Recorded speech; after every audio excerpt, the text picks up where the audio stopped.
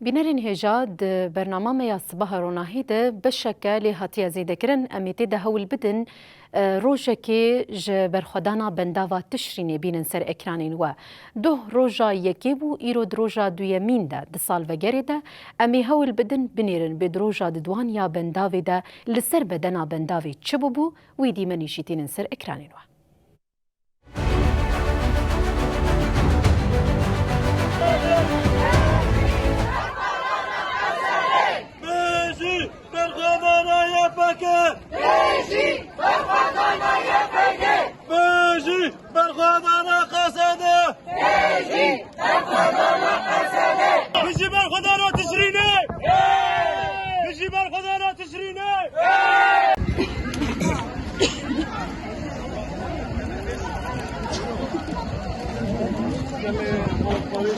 والله موطنه پشتگیری زارو که خواب کن جوان منه کچ منه خورت منه یا پجانه یا پگانه قصدانه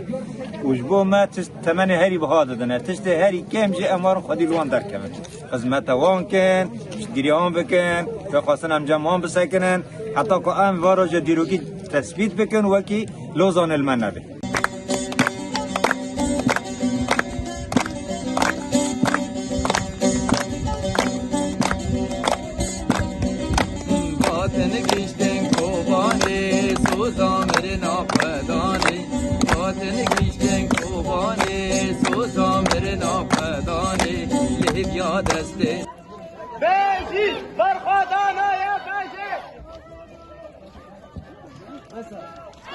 مشغول نجات کنبویا گل یا کو برای خطابو بنداوات شینه در دا چقا سیل راستی آستانگی هات راستی توپارانه دجوار این دولت ترکا داگر کرو چته نوه هاتن گلک ولاتیجی بود انجام وان با مباران دا توپاران دا ای بریندار کتن دیدی ساجی گل به اصرار کی مذهب و مورال کی بلند